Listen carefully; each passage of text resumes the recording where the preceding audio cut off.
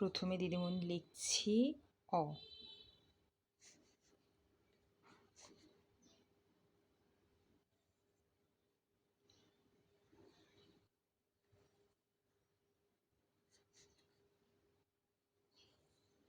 একটা বিষয় খেয়াল রাখবে, অ এর শুরু আবার অ এর শেষ কিন্তু মাত্রার সাথে লাগে না।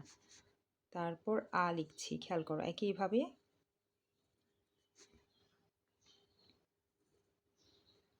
এবার পাশ থেকে টেনে এই দাগটা মাত্রার উপরে যাবে, এই এভাবে। তারপর হ্রস্বই এভাবে টেনে নিচে যাবে। আর রস্যই যে চুলটা সেটা কিন্তু ঠিক বর্ণের মাঝখান থেকে না, বর্ণ থেকে একটু সরে গিয়ে। তারপর দীর্ঘই টানবে, পাশে যাবে, পাশে ছেড়ে দেবে। আবার ঠিক একইভাবে চুলটা এভাবে করে উড়িয়ে দেব। তারপর রস্যৌ, রস্যৌটা যেটা দেখো ড এর মতো করে এভাবে করে গিয়ে এই, এটা কিন্তু লাগবে না এখানে, এটা মনে রাখবে, এটা লাগবে না। দীর্ঘ এবং এইটা কিন্তু সমান হয়, এই যে দেখেছো সমান। রিটা দেখো, রিটা একটু ইয়ে আছে, রিটা খেয়াল করবে। লাগালাম, ঠিক এই যে দাগটা কিন্তু উপরে যাবে। তারপর রি এর পাশেরটা কিন্তু ছোট হয়, বর্ণ থেকে ছোট।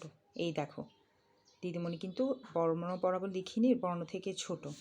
আর স্বরবর্ণ লেখার সময় অ, আ, রস্বই দীর্ঘই, রস্য দীর্ঘ রি। তারপর দেখো এই লিখছি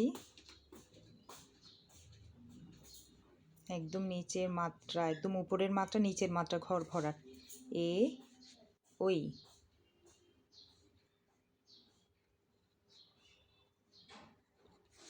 তারপর ও,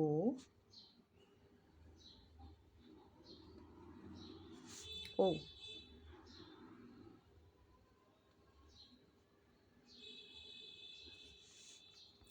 দিদিমণির বাংলা ঘরগুলো তো ছোট, তোমাদের ঘরগুলো আরও বড়।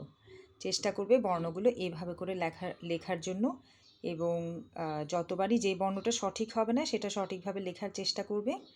আজকে স্বরবর্ণটা দিলাম, এরপর তোমাদের অনুশীলনের পর দিদিমণি ব্যঞ্জন বর্ণগুলো তোমাদেরকে পাঠাবো। ধন্যবাদ সবাইকে।